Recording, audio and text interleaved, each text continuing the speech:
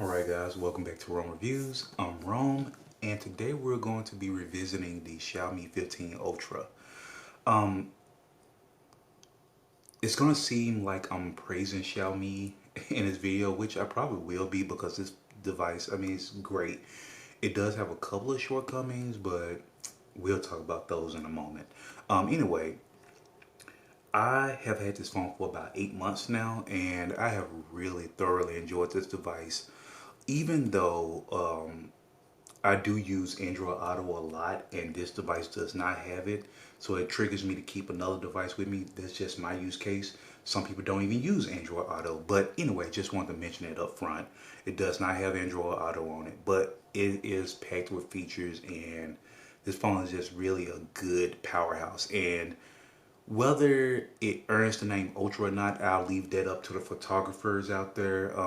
I will say that the camera is extremely reliable, and we'll talk about that a little bit more later once we get to the camera segment of this video. But anyway, let's jump over to the overhead and let's talk about this phone. All right, so first things first, we're gonna go ahead and take a look at this display, and you'll notice right off the bat, I tend to keep wallpapers on these phones, especially since this one allows me to apply the wallpaper just directly in the phone without downloading any additional apps. You could use scenes, movies, videos, stuff like that for your wallpaper without installing anything additional, which I really like. But anyway, this display, this one is a 6.73 W WQHD plus. It's a 3200 nit ultra bright display. You will not have any issues. Let's turn the volume down a little bit, and let's turn on do not disturb. And when I turn that bad boy up, I don't know how that comes through on camera, but it is extremely bright. You will not have any issues seeing this in the sun. This is AMOLED and just a beautiful display, just really nice. And like I said, I'd like to take advantage of that by putting these little short snippets of a video or anything that people post online. I take them and download them, and I put them on my wallpaper. On phones that do not allow it, I would install I think it's called Wallpaper Engine on Steam. You can download it and you can transfer the files from your computer directly to your phone, and you can use wallpapers that way, but it does require an additional app, which I'm not really a fan of because I have so much stuff. I tend to try to keep apps running in the background anyway, just to make sure I'm getting notifications from them and things like that. But anyway, moving on. As far as the software experience goes, this one, I think I have upgraded this to HyperOS 3. Yep. So that comes with a few more features. It comes with a ton of features actually, but things that you'll actually notice day to day when you're using the device. Let's go in here real quick, and let's you know what? Let's go into settings. Let's go into personalization. I have to remember what phone I'm using. So if I were to go in and go to the lock screen, you see these different wallpapers. These do come with HyperOS 3. And once you apply the wallpapers, you could change it and make it whatever you want it to be, and it'll keep your clock style. So the HyperOS 3 does come with more clock styles, and you can just cycle through those and test them out and see how, and just style them to match your personality or what you prefer. And that's beautiful actually. And HyperOS 3 is just packed with a ton more features.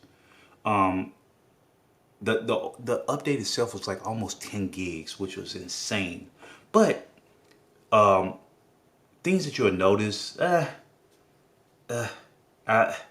may have to go through and pull up that list again and just go through and test things one day. If you guys want to see a video on that, I can do that. Just spend some time on that. It will get lengthy because there was a lot of changes in there. But like I said, just things that you'll notice when you're using a phone. I think that's just going to be the overall theme with Android 16, and when different OEMs slap their OS on top of it, that's going to be the common theme. Android 16 just seems to be more, they made some aesthetic changes to it, added a few more features to it or whatever, but overall, just things you'll notice. It may be a little more customization here and there depending on which phone you have. But anyway, I'm dragging out. Performance on this device is really, really nice. It does have the Snapdragon 8 Elite in it, and I'll say I noticed no hiccups. I run Wuthering Waves on here.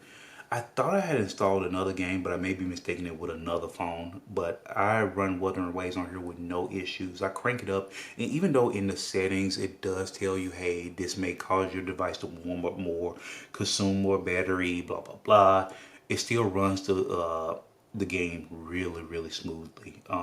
So no issues there whatsoever. Moving on, let's talk about the battery a little bit. And I want you to take what I'm about to show you with a grain of salt because my SIM card has been in and out of this device constantly. But you'll see that I'm at 46%. And I'm sure this is going to show some ridiculous number because I haven't charged it in a while. But yeah, see, it says active for 86 hours and 10 minutes. While that's true, because it's been days since I put it on the charger, I do tend to use this device, and you'll see Wuthering Waves is just number one up there. I played that quite a bit, and then camera is second. And yeah, I'll get to camera in a moment. But anyway, I haven't charged this device in numerous days. And this thing just, it performs really well. When I do use this device heavily, I have my SIM card in and so on and so forth. I easily get a day and a half out of this phone before I have to charge it. And even at the end of that day and a half, I'm still around 30% roughly. So I don't have to charge it, but I just like to charge it once it gets that low. Speaking of charging, I need to do some more testing around there because I have a lot of phones. So I do have a couple of 90-watt chargers and 100-watt chargers. I feel like with this phone, it is one of the phones that require you to use the charger that comes with it in order to get that full 90 watts out of it. To where to charge up in under, I mean, well, around 30 minutes or so from 0 to 100%. But with other devices, it acts kind of odd where it takes a little bit longer, maybe 45 minutes to an hour to charge from 0 to 100.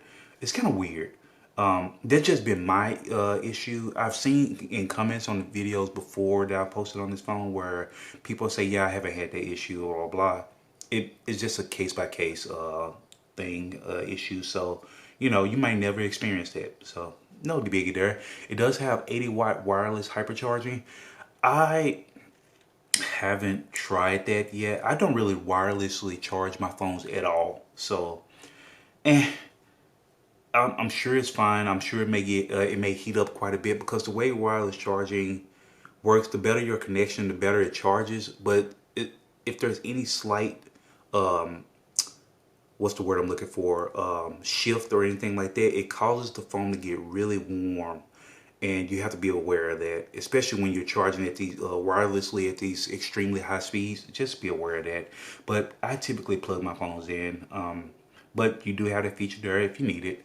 The other thing that people ask me a lot about, I'm not going to click into it because I just don't feel like editing that out afterwards. Wallet does work on this device, Google Wallet, Google Pay, whatever Google is deciding to call it at this time. We all know they change the names of their apps frequently. But anyway, Google Wallet does work on this device. You just have to have it set up, of course. And you have to have it set as your default payment method. Now, I typically open it up just before I pay, just to make sure it works seamlessly. But I have seen where I just pop the phone up there to the thing when it's time for me to pay, and it will open the app up and pay. So there's no issues there. That does work. What other apps do people ask me about regularly? Do I have?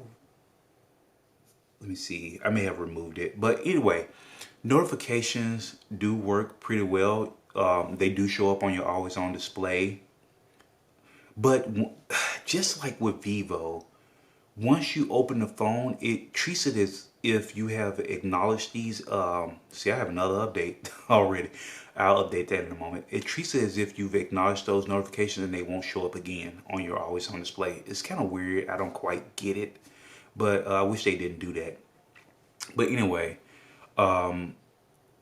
I won't dig into software too much, but I will say that I do like that most of these OEMs are adding the fact, let's see, where is it at? Personalization. Always on display. Those are notifications. Let's see, come out of there. I always have to navigate back through again because I have to get back used to the phone that I'm using at that moment. Always on display is really, really nice. And you could choose, see, show notifications. And it keeps the theme. I thought that you could turn, I hate that I mix these phones up so frequently. But anyway, I like that these OEMs are adding the feature where always on display is the full always on display as opposed to blacking the screen out and just showing the clock and maybe a few notifications across the bottom. I do love that they're doing the full screen display, always on display. Love that. Anyway, moving on, let's get to the main event here. And if there's anything I'm not addressing, because I feel like I'm forgetting something in the back of my mind, I'll try to circle back around to it at the end of the video. But let's get to these cameras really quickly. So, on the cameras, on the rear, and I'll just say this, get it out of the way, because it's not that big of a deal, but the camera layout on this device is so odd to me. I feel like I read a little while ago that they chose their layout to make it to where switching between cameras and things like that would be more seamless when you're zooming in and out during video recording. I don't know how true that is. I just know I saw it. But anyway, the camera layout is odd to me. But besides that, I just love the back of this device, how it looks. It's just a really good looking device.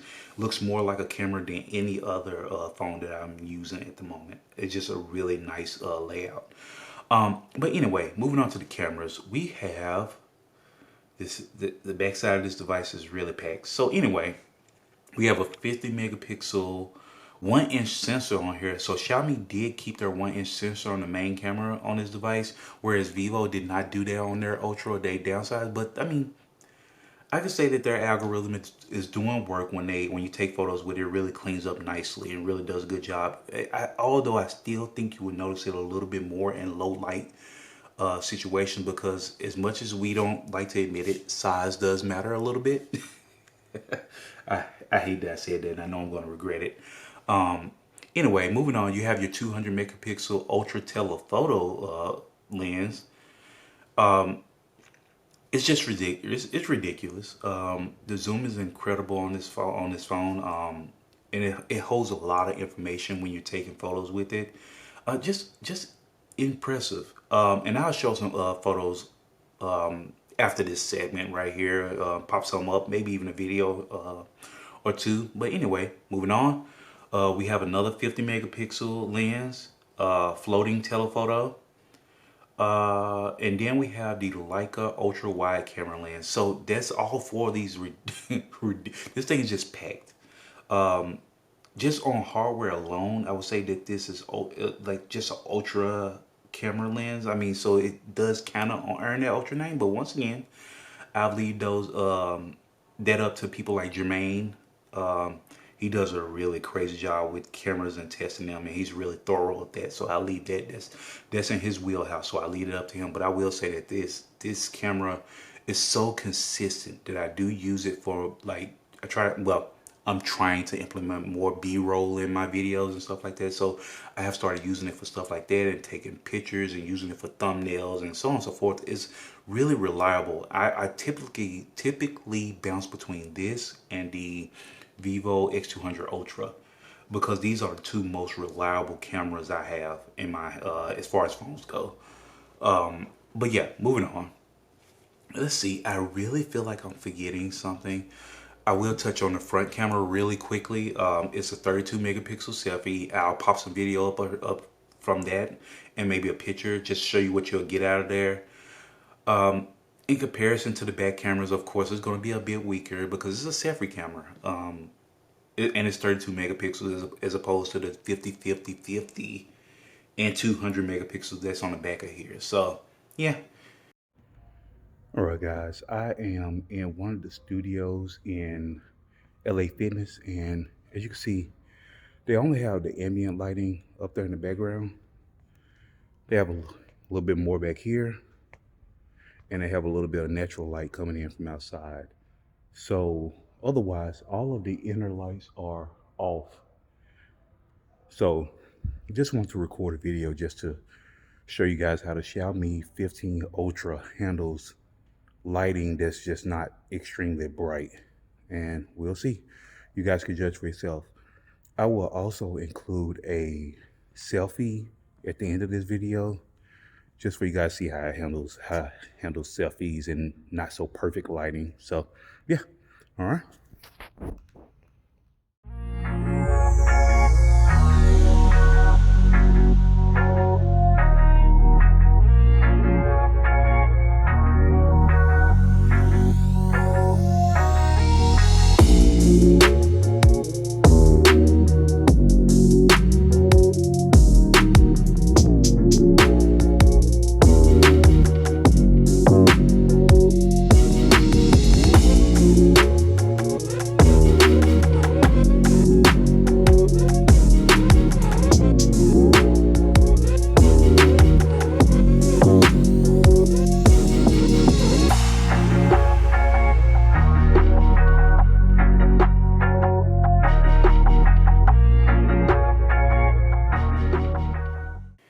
And the last thing I want to cover is, like I said earlier in the video, Android Auto does not work on here, so that's a bummer. Um, that's that's probably the biggest bummer for me because I use Android Auto a lot for like when I'm riding around and listening to my music and stuff like that in the car and navigation and so on. So that's kind of a bummer for me. But for people that don't use it, don't worry about it. Not a big deal. I do want to touch on network. I do get 5G on here with AT&T and T-Mobile, and it has a ton of bands. And I never had any issues with signal on this device, so you don't have to worry about that. Of course, Google Play works. Of course, I have all the Google apps on here, photos, Gmail, so on and so forth, even messages. You do get notifications and things like that. You do get the number, the icon pop up.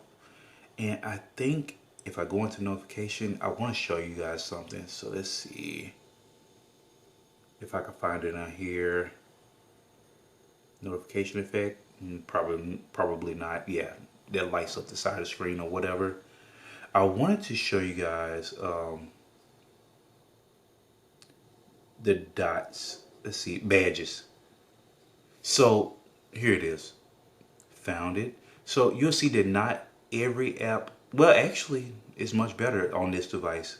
So you can put the notification badges for every app on this device, which is really good because a lot of the, like Vivo, they limit you to which ones you could have them pop up for and stuff like that. But this one doesn't seem to have that issue. You can turn it on for everything, but you do have to go in and turn it on for some apps. Like I have it off for a lot of them, which I probably should have it on. But at the end of the day, you can see that you can turn them on and they do work. So that's good. That's pretty cool. And the last thing is we'll just go ahead and do the overview and just wrap this up. This is a great device. If you're out there looking to get a Xiaomi 15 Ultra, I do not think you will regret it. The camera is amazing and the device overall, the battery is amazing. The display is amazing. I mean, the OS, of course, that's going to depend on how you feel about HyperOS, but I've had a great experience with that. I have no complaints about HyperOS whatsoever. Um, Except for initially out of the box, I forget, I gotta mention that. Out of the box, it gives you this really iPhone-esque feel. And you have to go in and change things, but I've had videos covering that stuff. But overall, great device. Cameras are great, battery great, software is cool, depending on who you are, how you feel about HyperOS. But yeah, you won't regret it. And I really appreciate you guys tuning in to this video. And if you like what you saw, feel free to like and subscribe to the channel. Helps, it goes a long way. All right. So I really appreciate you guys, and I'll catch you in the next one. Later.